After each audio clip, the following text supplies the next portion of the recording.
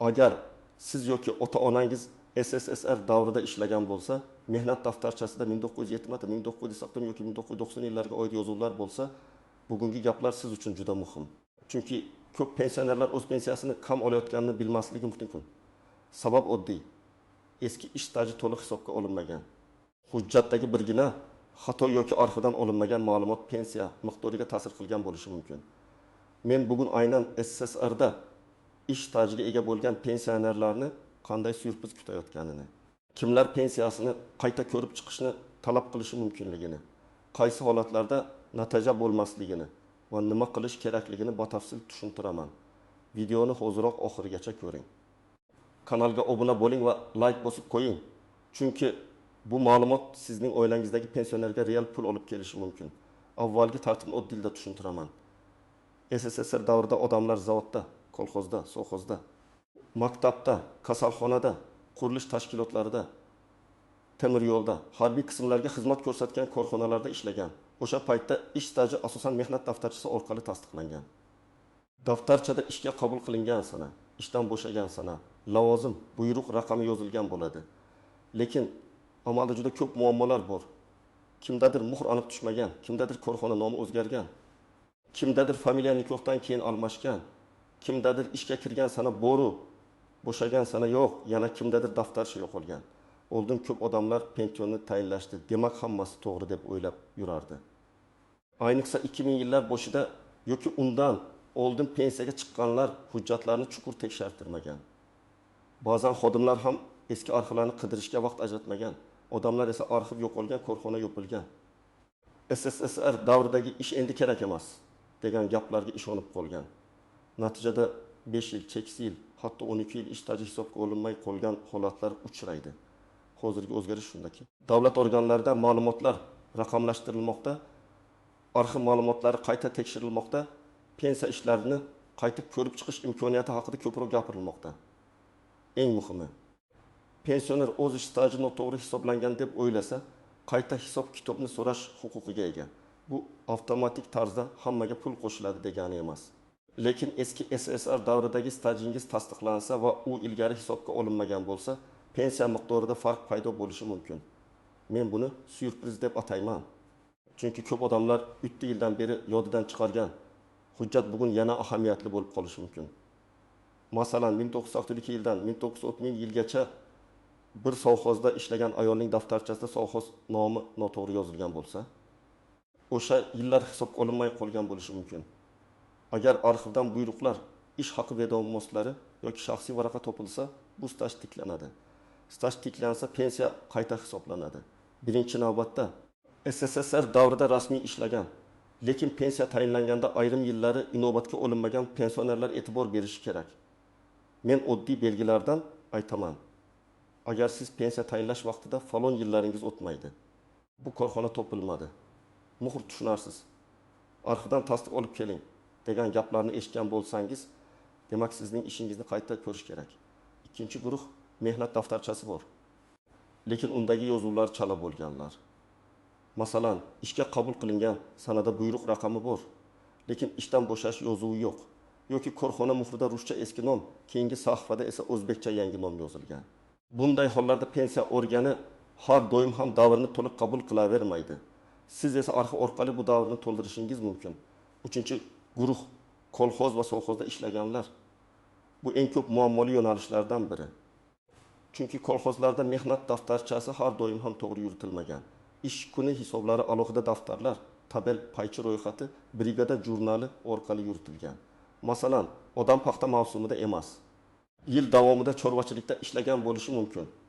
Lekin hujjatda faqat kolxoz a'zosi deb yozilgan. Pensiya hisobida esa aniq davr va ish turi muhim bo'ladi. Shuning uchun kolxoz arxivlari, tuman arxivlari, sobiq xo'jalik hujjatlari katta rol o'ynaydi. 4-guruh sobiq ittifoqning boshqa respublikalarida ishlaganlar. Masalan, kimdir Qozog'istonda, Rossiyada, Tojikistonda, Qirg'izistonda, Turkmanistonda yoki Ukrainada ishlagan, keyin O'zbekistonga qaytib pensiyaga chiqqan. Bunday holatda ham SSSR davridagi staj avtomatik yo'qolib ketmaydi. Lekin uni tasdiqlash uchun ko'pincha o'sha hududdagi arxivdan ma'lumot kerak bo'ladi. Agar pensionerda mehnat daftarchasi aniq bo'lsa, ish osonlashadi. Agar yo'q bo'lsa, arxiv so'rovi talab qilinadi. Endi misollar bilan tushuntiraman. Birinchi misol, Ahmad aka 1970-yilda tug'ilgan. 1970-yildan 1902-yilgacha zavodda to'qarlik qilgan, keyin kichik savdo bilan shug'ullangan. Pensiya tayinlanganda 1970-1994 yillar hisobga olingan. Lekin 1995-1992 yillar bo'yicha korxona qayta tashkil etilgani sabab ma'lumot topilmagan. Ahmad aka endi foydasi yo'q deb yuravergan. Agar u arxivdan zavodning qayta tashkil etilish buyruqlari, ish haqi vedomoslari yoki shaxsiy kartochkasini topsa, 7 yil staj qo'shilishi mumkin. 7 yil staj qo'shilishi pensiya miqdorini sezilarli o'zgartirish ehtimoli bor. Ayniqsa avval minimalga yaqin pensiya tayinlangan bo'lsa. Ikkinchi misol, Zuhra opa 1990 yildan 1990 yilgacha bolalar bog'chasida tarbiyachi yordamchisi bo'lib ishlagan. Mehnat daftarchasida familiyasi qizlik familiyada. Pasportida esa turmushga chiqqandan keyingi familiya. Pensiya tayinlanganda xodimlar qo'shimcha nikoh guvohnomasini so'ragan, lekin Zuhra opa uni topa olmagan. Natijada ayrim yillar shubhali ko'rilgan. Agar u FHDYodan nikoh haqidagi ma'lumotnomani olsa, qizlik familiyasi va hozirgi familiyasi bir shaxsga tegishli ekanini isbotlaydi. Shundan keyin mehnat daftarchasidagi davr to'liq qabul qilinishi mumkin. Uchinchi misol. Rustam aka 1977-1979 yillarda harbiy xizmatda bo'lgan. Undan oldin va keyin temir yo'l tizimida ishlagan. Ba'zi pensionerlar harbiy xizmat davri qanday hisoblanishini bilmaydi. Agar qonunchilikda belgilangan shartlar bo'yicha harbiy xizmat stajiga qo'shiladigan bo'lsa, bu davr ham pensiya ishida ahamiyatga ega bo'ladi. Rustam aka harbiy biletini, xizmat o'tagan qismi haqidagi ma'lumotni taqdim etsa, pensiya ishida bu davr to'g'ri aks etishi mumkin. To'rtinchi misol, Dilbar opa 1993 yildan 1990 yilgacha sovxozda sut sog'uvchi bo'lib ishlagan. Daftarchada sovxoz ishchisi deb yozilgan. Lekin ish haqi vedomotslarda uning har oy olgan maoshi ko'rsatilgan. Pensiya tayinlanganda 8 yil emas, faqat 3 yil tan olingan. Nega? Chunki hujjatlarda ba'zi mavsumlar uzilib qolgan. Agar arxivda brigada tabeli va oylik vedomotlari topilsa, uzilgan davrlar ham tiklanishi mumkin. Bu ayniqsa qishloq joylarda yashagan ayollar uchun juda muhim. Kimlar xavotir olmasligi mumkin. Agar sizning mehnat daftarchangiz to'liq, barcha yozuvlar aniq, pensiya tayinlashda barcha stajingiz hisobga olingan bo'lsa, hozircha vahima qilish shart emas. Agar pensiya miqdoringiz bo'yicha tushuntirish olgan bo'lsangiz va unda SSSR davridagi barcha yillar ko'rsatilgan bo'lsa, qayta murojaat natija bermasligi mumkin. Lekin men baribir pensiya ishidan ko'chirma olib tekshirtirishni maslahat beraman. Chunki ko'p xatolar qog'ozda ko'rinadi, odamning xotirasida emas. Eng katta xato men ishlaganman, qo'shishlari shart deb o'ylash. Pensiya tizimida og'zaki gapning o'zi yetarli emas. Siz haqiqatdan ishlagan bo'lishingiz mumkin, hamma qo'shnilar bilishi mumkin. Lekin rasmiy tasdiq bo'lmasa, uni hisobga olish qiyinlashadi. Shuning uchun hujjat birinchi o'rinda turadi. Mehnat daftarchasi, arxiv ma'lumotnomasi, ish haqi vedomosti, buyruq nusxasi, shaxsiy varaqa, harbiy bilet, o'qish yoki dekret davriga oid hujjatlar. Ikkinchi nozik jihati korxona nomining o'zgarishi.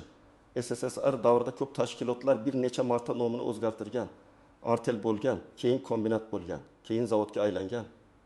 Mustaqillikdan keyin aksiyadorlik jamiyati bo'lgan, keyin tugatilgan. Pensiya organi uchun bu zanjir muhim.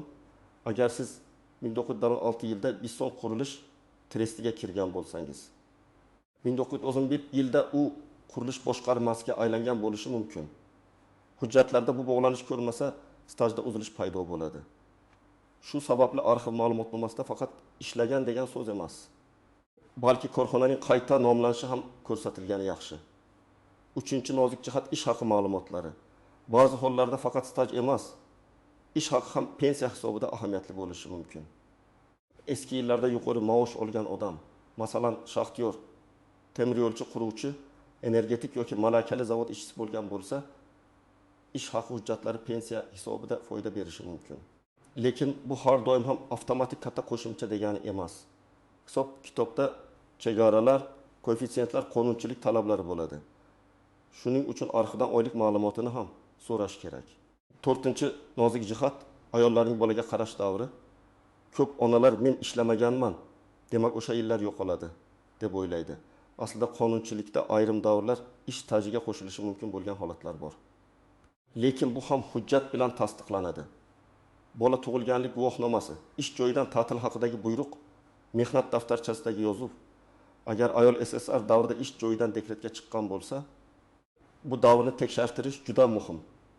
5-nozik jihat hujjatdagi imlo xatolari. Masalan, Karimova o'rniga Karimova A yozilgan, otasining ismi tushib qolgan, tug'ilgan yili noto'g'ri yozilgan. Familiyada bitta harf farq qiladi. Bunday mayda xato ham katta muammo tug'diradi. Chunki hujjat aynan sizga tegishli ekanini isbotlash kerak bo'ladi. Bu holatda foydalangan ma'lumotlari pasport nusxalari, nikoh yoki ajrim hujjatlari, ba'zan sud orqali hujjatning tegishlilik faktini belgilash kerak bo'lishi mumkin. 6-nozik jihat arxiv yo'q degani masala tugadi degani emas. Men amaliyotda ko'p ko'rganman. Odam bir joyga boradi, arxiv topilmadi deyishadi. U qaytib ketadi.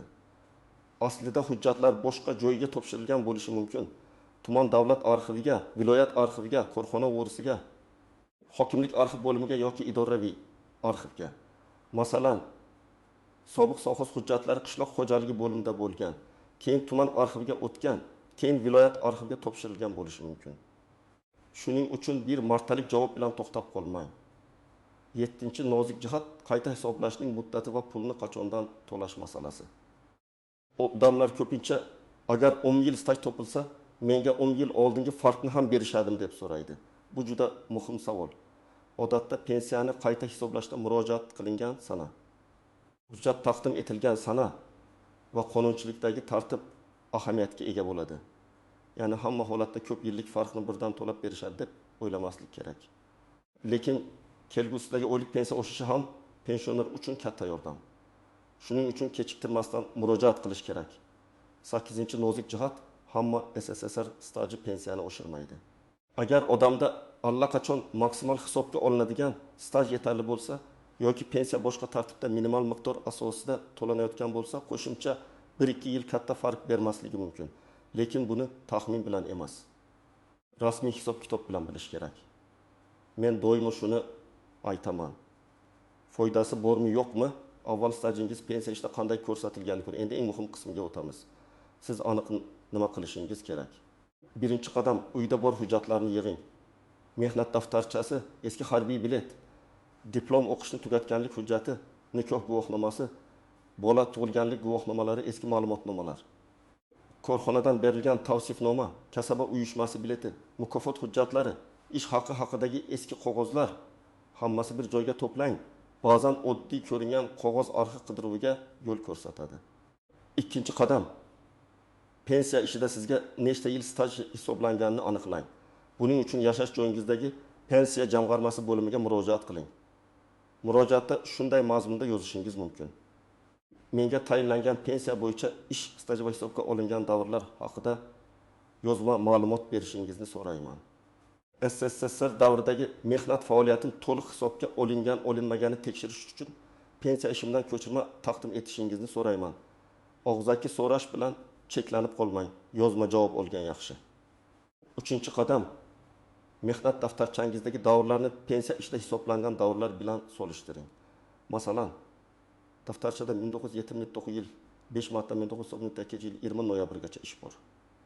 Pensiya ko'chirmasida esa 1961 yildan 1966 yilgacha ko'rsatilgan. Demak, ikki tomondan yillar tushib qolgan. Buni alohida ro'yxat qiling. Qaysi korxona, qaysi yillar qanday muammo? Shundan keyin arxivga aniq so'rov yuborish oson bo'ladi. 4-qadam, arxivga murojaat qiling. Agar korxona hozir mavjud bo'lsa, avval o'sha korxonaga murojaat qilinadi. Agar korxona tugatilgan bo'lsa, uning hujjatlari qayerga topshirilganini aniqlash kerak.